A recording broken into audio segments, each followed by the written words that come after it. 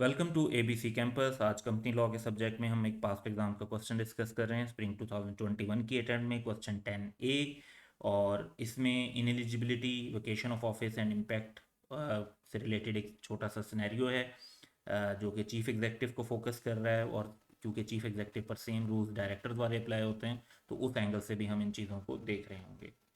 So on 31st December 2020, Ali was appointed as a chief executive of Pearl Limited, a listed company. तो ये जहन में रखना है कि कंपनी की जो टाइप है वो listed. In March 2021, he informed the board that on 15 February 2021, his spouse was appointed as a director in a brokerage house. So under the provisions of Companies Act 2017, evaluate the impact of appointment of Ali's spouse on his position, one, and on PL यानी Perl limited, to. तो दो जो है angle से हमने impact देखना है इस सिचुएशन का। एक तो पोजीशन ऑफ अली और पोजीशन ऑफ पीएल। सो इसमें कंपनीज एक्ट के जो है सेक्शन 153, 187 टू 189 ये रेलिवेंट हैं। 153 जो है वो एलिजिबिलिटी क्राइटेरिया को डिस्कस करता है, और यहाँ पे लिस्टेड कंपनी है तो रेलिवेंट इशू राइज हो रहा है। और 187 टू 189 जो हैं वो चीफ एग्जेक्टिव की अपॉइंटमेंट और उससे रिलेटेड जो दूसरे एंगल्स हैं उनको कवर करता है। तो ये आई कैप के स्टडी टेक्स्ट में चैप्टर 13 में पेज 382 और 407 पे रेलिवेंट जो पॉइंट्स दिए हुए हैं, जिनकी बेस पर इस सिनेरियो का सोल्यूशन हम डेवलप कर रहे होंगे। तो आंसर में हम पहले बात करेंगे कि अली के ऊपर इसका क्या इम्पैक्ट पड़ेगा। तो Ali shall ipso facto, ipso facto means by the fact itself, यानी कोई फर्दर प्रोसीजर करने की ज़रूरत नहीं है। जब ये अपॉइंटमेंट हुई 15 फेब को वाइफ उसके स्पाउस की as director in brokerage house, तो क्योंकि लिस्टेड कंपनी ना होती तो प्रॉब्लम नहीं अराइज होना था। लिस्टेड कंपनी है, इस वजह से लिस्टेड कंपनी में ऐसा पर्सन डायरेक्टर या चीफ एग्जेक्टिव नहीं बन सकता जिसके स्पाउस जो हैं वो ब्रोकरेज हाउस के अंदर इन्वॉल्व हों।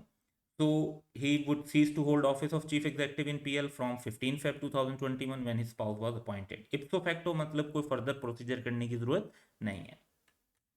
Ali beings PL chief executive, वो डायरेक्टर भी समझे जाएंगे, तो वो अब डायरेक्टर के तौर पर जो है कंटिन्यू नहीं कर सकते चीफ एग्जेक्टिव और डायरेक्टर के किसी भी लिस्टेड कंपनी में, यानी पर्ल लिमिटेड भी और किसी और लिस्टेड कंपनी में भी he can not work as chief executive और अ डायरेक्टर, क्योंकि यहाँ पे कन्फ्लिक्ट ऑफ इंटरेस्ट इस तरीके से राइज हो जाता है लिस्टेड कंपनीज के अंदर। तो ये तो इम्पैक्ट है अली के ऊपर। अब कंपनी के ऊपर, पर्ल लिमिटेड के ऊपर क्या इम्पैक्ट है वो डिस्कस करते हैं। तो जितने भी एक्ट्स हैं अली के, जब उसकी ये इनएलिजिबिलिटी डिस्कवर हुई, वो वैलिड होंगे, not withstanding that afterward it was discovered. अब देखें, डिस्कवर तो मार्च में हो रहा है कंपनी को, तो जो उसके एक्ट्स हैं एज चीफ एग्जेक्टिव, जो उसने कोई ऑर्डर इशू किए हैं या कुछ डिसीजन मेकिंग का वो प्रोसेस रहा है, तो वो डिसीजन और वो ऑर्डर्स जो हैं वो वैलिड रहेंगे। और बाद में बेशक उसका जो है हमें डिस्कवरी हो रही है कि उसकी जो इनएलिजिबिलिटी थी वो अराइज हो गई थी। फर्दर ये है कि पीएल के बोर्ड को चीफ एग्जेक्टिव अपॉइंट करना चाहिए with in 14 days of the occurrence of casual vacancy. तो वो बोर्ड ऑफ डायरेक्टर का भी एक काम है कि वो चीफ एग्जेक्टिव अपॉइंट करें अली की जगह पे न्यू पर्सन। सो इस क्वेश्चन के जो फर्दर एंगल्स हैं उनको कवर करते हैं। मार्किंग स्कीम के हिसाब से देखें तो स्ट्रेट फॉरवर्ड है कि दो एरियाज हमने डिस्कस करने थे। तो इम्पैक्ट ऑन अली जो है 2 मार्क्स, और इम्पैक्ट ऑन पीएल 2 मार्क्स, और हर किसी में दो दो पॉइंट्स बनते हैं हमारे। तो यू कैन से कि 1 मार्क पर ईच वैलिड पॉइंट यहाँ पर जो है एग्जाम में दिया जा रहा है।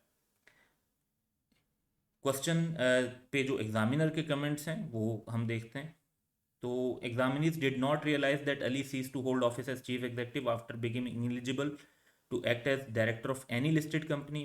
तो और बहुत सारे लोगों ने जो है वो इप्सो फैक्टो को नहीं अंडरस्टैंड किया, यानी उन्होंने बकायदा प्रोसीजर बताया कि शेयर होल्डर्स की मर्जी है कि उसे रखें या निकालें, या डायरेक्टर्स की मर्जी है कि उन्हें रखें या निकालें, जबकि ये नहीं है। वो इप्सो फैक्टो सीज करेगा, यानी लॉ ने कह दिया कि by the fact itself he would cease to hold office of director और चीफ एग्जेक्टिव। और सेकंड इम्पैक्ट भी जो है ये कुछ ज़्यादा लोगों ने मिस किया। उसके बाद अगर पीएल के एंगल से बात करें तो उन्होंने मोस्टली स्टूडेंट्स ने पहला पॉइंट तो कवर किया कि जो उसके एक्ट्स हैं वो वैलिड रहेंगे उस टाइम तक, लेकिन न्यू चीफ एग्जीक्यूटिव की अपॉइंटमेंट भी उन्हें प्रेस्क्राइब पीरियड के अंदर करनी चाहिए कंपनी को। ये जो एंगल है ये काफ़ी एग्जामिनीज ने जो है इसको डिस्कस नहीं किया हुआ था। तो इस तरह की जो चीज़ें हैं उसको फोकस किया करें। जो इसमें लर्निंग पॉइंट है वो ये है कि किसी एक एंगल पर चीज़ को ना सोचें और अपने कॉन्सेप्ट को जो है वो ब्रॉड रखें और ओपन माइंड के साथ देखें कि एक कंपनी के लिए और क्या क्या इश्यूज एक सिचुएशन में अराइज हो सकते हैं। तो मार्क्स को देखते हुए उतनी ज़्यादा डिटेल या उतनी ज़्यादा स्कोप के मुताबिक चीज़ों को सोचने की और इम्प्लीकेशंस को अंडरस्टैंड करने की कोशिश करें। So that's all for today. Have a good day.